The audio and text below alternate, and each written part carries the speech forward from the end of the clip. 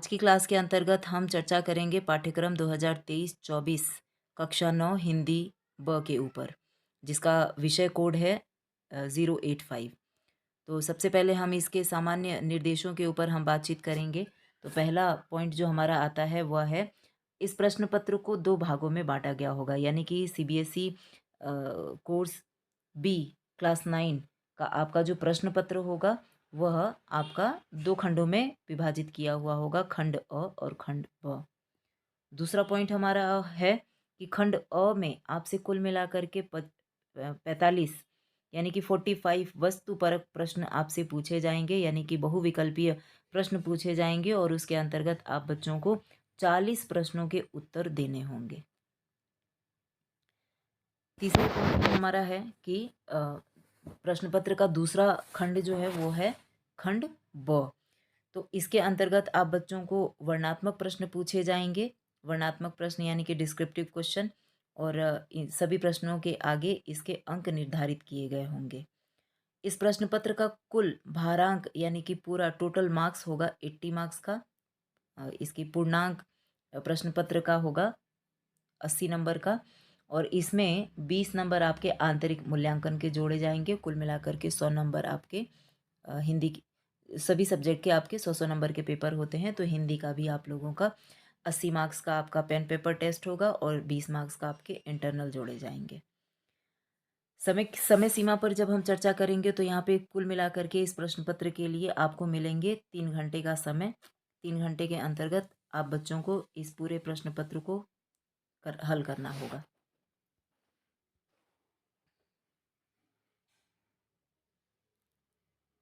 अब आगे बढ़ते हुए इस प्रश्न पत्र का परीक्षा भार विभाजन यानी कि इसका अंक विभाजन किस तरह से होता है, किस किस तरह के आपको परीक्षाओं में प्रश्न दिए जाएंगे और उनका अंक किस तरीके से निर्धारित किया जाएगा, इसके ऊपर हम चर्चा करेंगे।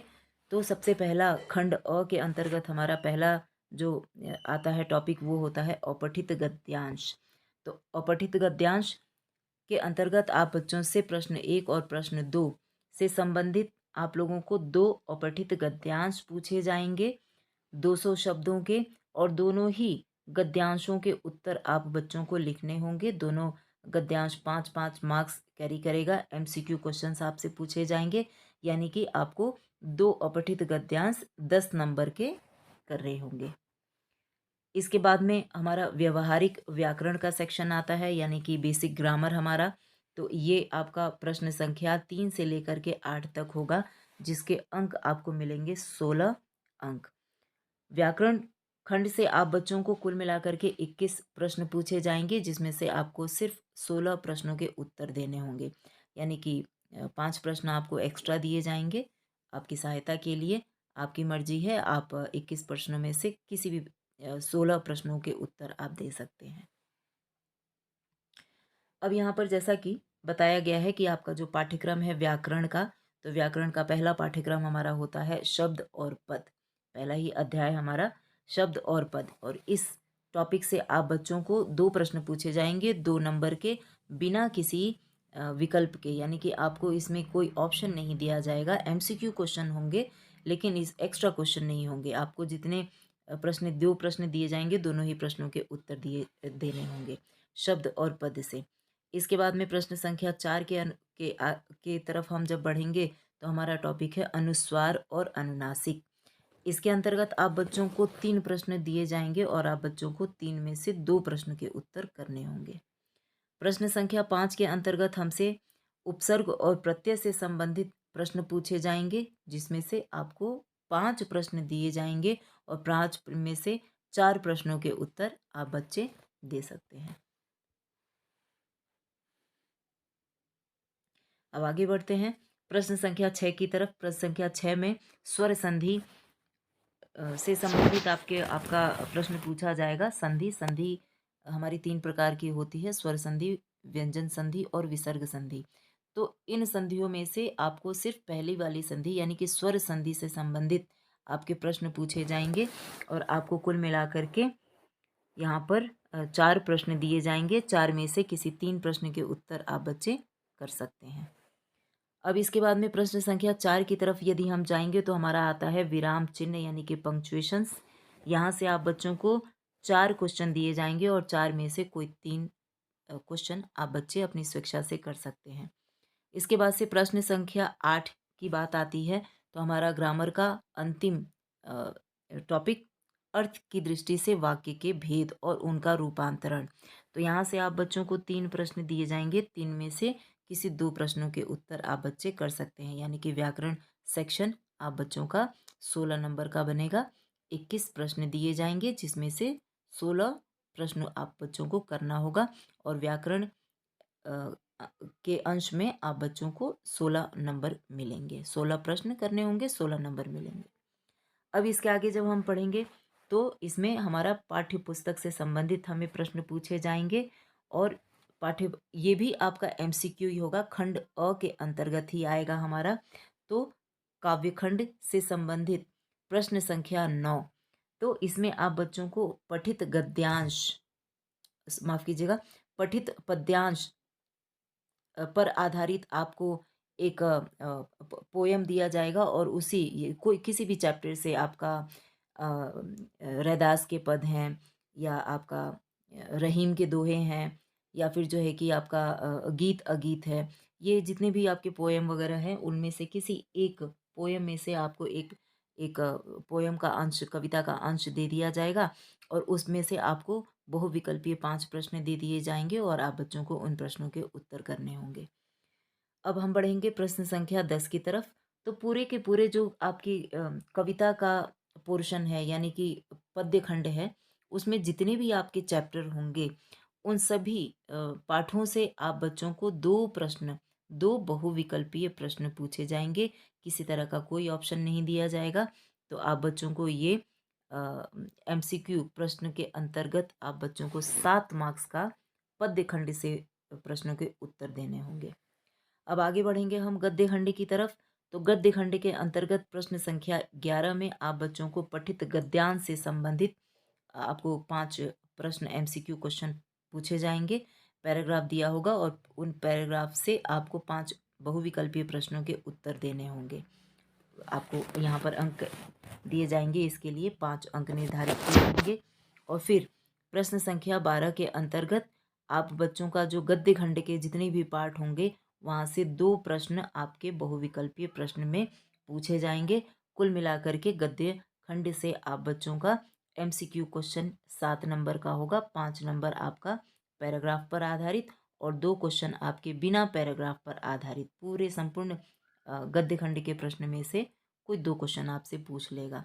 यानी कि आप लोगों के पास में कुल मिलाकर के 7 प्रश्न आपके पद्य खंड से हो जाएंगे और 7 प्रश्न आपके गद्य खंड से हो जाएंगे बहुविकल्पी।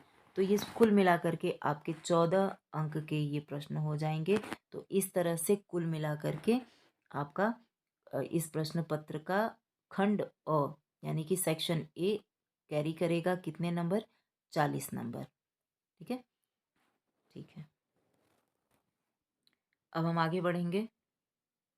हमारे प्रश्न पत्र का खंड ब, दूसरा सेक्शन हमारा खंड ब, इसके अंतर्गत आप बच्चे इसके अंतर्गत आप बच्चों से वर्णात्मक प्रश्नों के बारे में पूछा जाएगा। वर्णात्मक प्रश्न यानी कि डिस्क्रिप्टिव क्वेश्चन, और यहाँ इसके अंक निर्धारित किए जाएंगे 40 मार्क्स आपके, जो कि सबसे इसमें कोई प्रश्न संख्या 13 की तरफ यदि हम जाएंगे तो देखिए पाठ्य पुस्तक आपका स्पर्श भाग 1 क्लास 9 में हम स्पर्श भाग 1 को फॉलो करते हैं। तो यहाँ से आपका प्रश्न संख्या 13 के अंतर्गत गद्य खंड से के पाठों, गद्य खंड के जितने भी आपके चैप्टर्स होंगे उसमें से आपको 3 प्रश्न दिए जाएंगे और 3 में से कोई 2 प्रश्न के उत्तर आप कर सकते हैं। इसके लिए आपको दिए जाएंगे 6 नंबर, यानी कि एक प्रश्न आपका 3 मार्क्स का होगा। तो 2 प्रश्न आपको 3 क्वेश्चन दिए जाएंगे, 2 प्रश्न करने होंगे, तो दोनों प्रश्न भार इसका होगा 6 नंबर। इसी श्रृंखला में आगे बढ़ते हुए प्रश्न संख्या 14 की तरफ यदि हम बढ़ते हैं तो यहाँ पर हमें काव्य खंड से जितने भी हमारे चैप्टर होंगे, पोइट्री पोर्शन से जितने भी हमारे चैप्टर होंगे, वहाँ से हमको 3 प्रश्न पूछे जाएंगे। 3 में से 2 प्रश्नों के उत्तर हमको करने होंगे, जिसके अंक मिलेंगे आपको 6, यानी 3-3 मार्क्स के 2 प्रश्न करने होंगे, 6 नंबर आपको दिए जाएंगे। इसी तरह से आपकी पूरक पुस्तिका संचयन भाग 1 से आपका प्रश्न संख्या 15 के अंतर्गत आपसे संचयन से आपको 3 प्रश्न आपको पूछे जाएंगे और इन 3 प्रश्नों में से आपको किसी 2 प्रश्नों के उत्तर देने होंगे जो कि अंक निर्धारित करेगा 6। एक प्रश्न का 3 नंबर, यानी कि ये कुल मिलाकर के आप बच्चों का पाठ्य पुस्तक आपका स्पर्श के गद्य खंड से 6 नंबर के क्वेश्चन, ठीक ना। इसके बाद से आपका स्पर्श से ही पद्य खंड से फिर आपके 6 नंबर के क्वेश्चन और संचयन से आपका 6 नंबर का क्वेश्चन। तो ये टोटल मिला करके आपके 18 नंबर के प्रश्न आपका वर्णात्मक प्रश्नों के अंतर्गत आपसे आपके पाठ्य पुस्तक से पूछे जाएंगे। अब आगे बढ़ते हुए लेखन खंड की हम बात करेंगे। लेखन खंड यानी कि हमारा राइटिंग सेक्शन। तो इसके अंतर्गत हमारा प्रश्न संख्या 16 के अंतर्गत हमसे संकेत बिंदुओं पर आधारित समसामयिक और व्यवहारिक जीवन से जुड़े हुए किन्हीं 3 विषयों में से किसी एक विषय पर हमें 100 शब्दों में एक अनुच्छेद लेखन करना होगा, जिसके लिए हमें नंबर मिलेंगे 6 मार्क्स पैराग्राफ राइटिंग पर हमको मिलते हैं। अब इसके बाद में इसमें ऑप्शन दिया हुआ होगा, यानी कि 3 पैराग्राफ आप बच्चों को दिए गए होंगे, 3 में से कोई एक आप कर सकते हैं शब्द सीमा का ध्यान रखते हुए। अब प्रश्न संख्या 17 की तरफ जब हम जाएंगे तो यहाँ पर कह रहा है कि अभिव्यक्ति की क्षमता पर केंद्रित व्यवहारिक विषयों में से किसी एक विषय पर लगभग 100 शब्दों में आपको अनौपचारिक पत्र लिखना होगा। आप सभी बच्चे जानते हैं कि पत्र 2 प्रकार के हमारे होते हैं, औपचारिक पत्र और अनौपचारिक पत्र। तो क्लास 9 में हमको अनौपचारिक पढ़ना होता है हिंदी बी के अंतर्गत, और क्लास 10 में हमको औपचारिक पत्र पढ़ना होता है। तो आप बच्चों को 2 पत्र दिए गए होंगे, दोनों में से जो आपको आसान लगे वो आप कर सकते हैं, और इस पत्र के लिए आप बच्चों को नंबर दिए जाएंगे कितने, 6 नंबर। अब प्रश्न संख्या 18 की तरफ जब हम बढ़ेंगे तो वहाँ पर हमें चित्र वर्णन दिया जाएगा, पिक्चर कॉम्पोजिशन, यानी कि आपको पिक्चर दिया गया होगा और उस पिक्चर को देख करके, उस चित्र को देख करके आपकी इमेजिनेशन में जो कुछ भी आपको आपकी कल्पनाओं में जो बातें उठती हैं उनको आप 100 शब्दों में उसका वर्णन करेंगे, ठीक है। तो और इस चीज़ के लिए आप बच्चों को कुल मिला करके 5 अंक दिए जाएंगे। और इसके लिए आपको किसी तरह का कोई विकल्प नहीं होगा। देखिए यहाँ पे साफ साफ मेंशन किया हुआ है कि बिना किसी विकल्प के यहाँ पर आपका जो चित्र वर्णन होगा, पिक्चर कॉम्पोजिशन होगा, उसमें आप बच्चों को किसी तरह का कोई ऑप्शन नहीं दिया जाएगा। एक ही चित्र वर्णन होगा और उसके अंक आपको लिखने होंगे। अब इसके बाद में प्रश्न संख्या 19 की तरफ यदि हम बढ़ते हैं तो यहाँ पर हमें एक संवाद लेखन, दी गई परिस्थितियों के आधार पर हमें एक संवाद लेखन यानी कि डायलॉग राइटिंग करना होगा, जिसकी शब्द सीमा होगी 100 शब्द, और इसके लिए आप बच्चों को 5 नंबर दिए जाएंगे और विकल्प के साथ आप बच्चों को ऑप्शन दिया जाएगा। 2 डायलॉग राइटिंग दिए जाएंगे, दोनों में से जो आपको आसान लगे आप बच्चे कर सकते हैं। तो इस तरह से आपका लेखन खंड, कुल मिलाकर के लेखन खंड से आपको 22 मार्क्स के क्वेश्चन आप बच्चों से पूछे जाएंगे, ठीक है। तो ये इस तरीके से कुल मिलाकर के हमारा पेपर 80 नंबर का हो गया। अब यहाँ पर आपको थोड़ी सी और जानकारी, आंतरिक मूल्यांकन यानी कि इंटरनल असेसमेंट से रिलेटेड जो है कि हमें यहाँ पर कुछ बातें बताई गई हैं कि सामयिक आकलन के आधार पर आप बच्चों को 5 नंबर दिए जाएंगे, ठीक है। इसके बाद से आपका बहुविध आकलन, आपका जो मल्टीपल असेसमेंट कहते हैं हम इसको, तो ये 5 नंबर हो जाएगा। पोर्टफोलियो के अंतर्गत आपको 5 नंबर दिए जाएंगे। कॉपी करेक्शन और कुछ एक्टिविटी वगैरह टीचर्स देती हैं, तो वो आपका पोर्टफोलियो के अंतर्गत आता है। और श्रवण और वाचन का टेस्ट होता है, उसमें आप बच्चों को 5 नंबर दिए जाते हैं। तो ये कुल मिलाकर के आपके PT1, मल्टीपल असेसमेंट, पोर्टफोलियो और आपका जो है कि लिसनिंग एंड स्पीकिंग पर आपके 5 नंबर, टोटल मिलाकर के आपके इंटरनल नंबर मिलते हैं 20।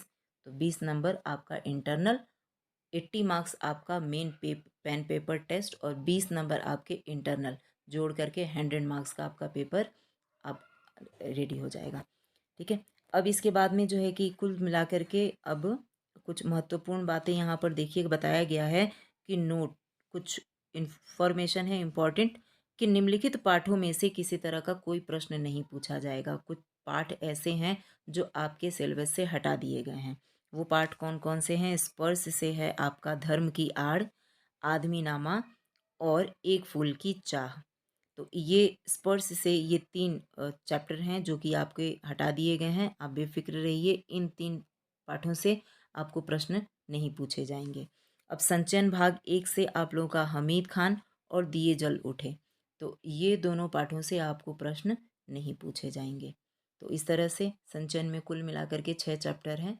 6 चैप्टर में से 2 चैप्टर सीबीएसई ने आपका हटा दिया है और कुल मिलाकर के आप बच्चों को 4 पाठों से संबंधित आपको प्रश्न परीक्षाओं में पूछे जाएंगे। तो इस तरह से आप अपने प्रश्न पत्र की तैयारी कर सकते हैं, आप अपने परीक्षाओं की तैयारी कर सकते हैं और अच्छे से अच्छे नंबर आप हासिल कर सकते हैं। तो सभी को ऑल द बेस्ट। मिलते हैं हम अपनी अगली वीडियो में, तब तक के लिए धन्यवाद।